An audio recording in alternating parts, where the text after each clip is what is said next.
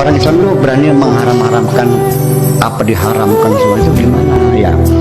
Begini aja lah bekal bagi Anda bahwa sebetulnya yang berhak mengharamkan itu hanya Allah. Manusia tidak boleh mengharamkan karena itu hak prerogatif Allah. Nabi Muhammad. Salam Pancasila.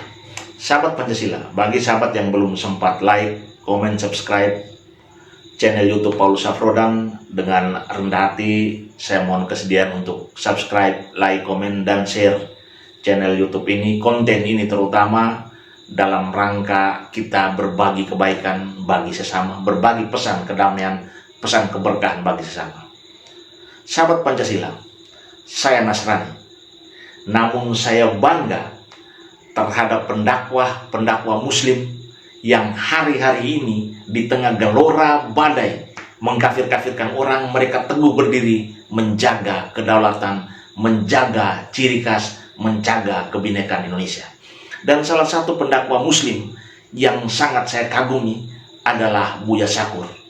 Beliau ini adalah seorang pendakwah sepuh yang hingga hari ini masih tegak berdiri mewartakan kebenaran. Karena bagi Buya Syakur, kebenaran, kebaikan itu sifatnya universal. Dan saya salah seorang yang sering menyaksikan dakwah-dakwah beliau. Saya merasa banyak hal yang dicerahkan, banyak hal yang beliau ajarkan tentang kebenaran dan kebaikan itu sendiri. Buya Syakur adalah sosok pendakwah Indonesia yang saat ini mungkin masih tertinggal. Beliau adalah sosok pendakwah sepuh dari sekian banyak pendakwah sepuh Indonesia yang kita tahu betul mengenyam pendidikan begitu lama di Timur Tengah. Beliau paham soal agama, namun dalam pernyataan, penjelasan beliau, pemikiran, pernyataannya melewati sekat-sekat agama. Dia melewati batas-batas agama, dan ini luar biasa. Sahabat Pancasila, Buya Syakur mengatakan bahwa jika Anda beriman, ketika bertambah ilmu, tidak boleh bertambah kesombongan. Jika bertambah ilmu agamamu, harus bertambah kerendahan hati. Sebuah pernyataan yang luar biasa dan tidak pernah atau semakin sulit kita temui dari pendakwah-pendakwah saat ini. Bertambah ilmu mereka, bertambah jongkak mereka. Bertambah ilmu mereka, bertambah garang mereka. Teriakan-teriakan mereka, perilaku-perilaku mereka mau menunjukkan bahwa mereka layak disembah seperti sesembahan-sesembahan yang lain. Mereka menjadikan diri mereka seolah-olah mereka adalah pembela Tuhan yang sah. Mereka menjadikan mulut mereka seperti corong kebenaran. Cacian, makian, hujatan yang keluar dari mulut mereka dilegitimasi hanya karena mereka mengerti atau paham agama. Sahabat Pancasila, Buya Syakur adalah seorang tokoh yang saya hormati, saya kagumi. Karena dalam pikiran-pikiran kritisnya, dia membedah ajaran agama dalam konteks kekinian. Sembayang mah wokal berjamaahnya, tapi meditnya tekang bun-bunan lagi. Sepera kabeli merojol gini. Zakat ya zakat 2,5%, tapi ada tangganya kelaparan, dia tidak mau peduli. Yang penting gue udah zakat, nggak ada urusan ponakan bukan, menantu bukan. Yang penting zakat sudah keluar. Dikiranya seperti itu, ya. Tetapi ternyata ibadah-ibadah seremonial semacam itu terlalu kecil mendapat imbalannya. Karena engkau rajin sholat, siapa yang bangga dengan sholat? Engkau naik haji tiap tahun, tawaf di Ka'bah berulang-ulang. Tidak patut aku membanggakan dirimu, karena engkau tidak pernah berbuat baik kepada siapapun. Iya, engkau berbuat baik kepada dirimu sendiri. Coba kalau dibalik, daripada tawaf mengelilingi tiap tahun mengelilingi Ka'bah, di balik tahun depan kau keliling rumah orang-orang miskin, kasih makan mereka. Itu lebih hebat. Kita memilih jalurnya jalur seremonial. Kenapa begitu? Ya sebabnya karena ibadah seremonial mah tidak memerlukan biaya. Betul enggak? Kalau saudara ngerokok kantong, betul enggak? Godogan sampai soek kantong itu. Betul enggak? Ya itulah persoalannya. Ibadah sosial, ibadah seremonial jauh berbeda. Malah justru orang yang membesarkan seremonial, menelantarkan ibadah sosial, malah sholatnya dibayar dengan neraka well. Sholat rajin. Buya Syakur bahkan dalam penjelasannya yang saya ikut, dia menarasikan bahwa agama tidak boleh dilihat secara kaku.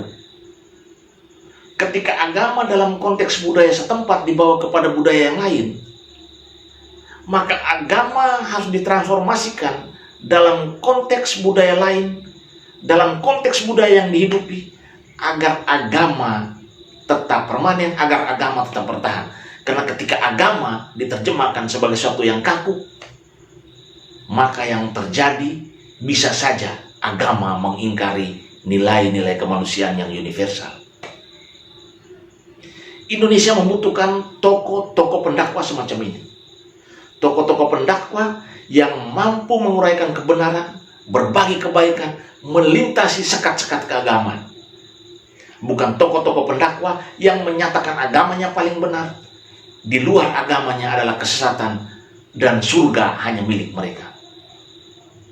Sahabat Pancasila, kita bersyukur bahwa Indonesia masih dirahmati Tuhan dengan diberkati, diberikan tokoh-tokoh semacam ini. Tokoh-tokoh yang tidak mengagungkan jubah, tidak mengagungkan sorban, tidak mengagungkan budaya-budaya yang datang atau diimpor.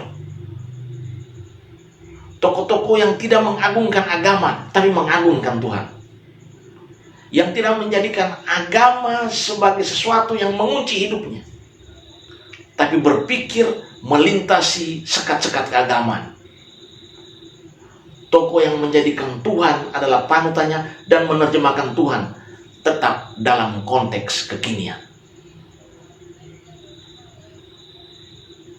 Tokoh-tokoh ini harus diberikan ruang oleh Indonesia, diberikan ruang oleh media untuk tetap menjaga Indonesia agar jangan sampai dijajah, jangan sampai dirampas budayanya, jangan sampai dirampas kebenarannya, jangan sampai dirampas nilai-nilai dan kepribadiannya oleh mereka-mereka yang baru mengenyam ilmu setitik, yang baru melangkah setapak, yang baru berlari sepenggal, yang baru melihat selirik, seolah-olah memiliki pengetahuan sekelas pakar, kemudian meracuni pikiran anak-anak negeri yang mungkin saat ini sementara gamang mencari jati dirinya. Sahabat Pancasila, Buya Syakur adalah tokoh, adalah orang, adalah pendakwah yang dalam ajarannya, dalam lisannya melewati sekat-sekat peradaban, melewati batas-batas keagamaan, dan membawa nilai-nilai kebenaran yang universal, nilai-nilai kebaikan yang sifatnya universal, tidak menjadi milik perorangan, tidak menjadi milik golongan, tidak menjadi milik agama. Mari kita jaga tokoh-tokoh ini agar jangan sampai ajaran-ajaran mereka kemudian tenggelam, hilang, berganti ajaran-ajaran mereka-mereka lain yang hanya datang untuk menghancurkan kebersamaan dan kebinekaan sebagai ciri khas kita. Salam Pancasila.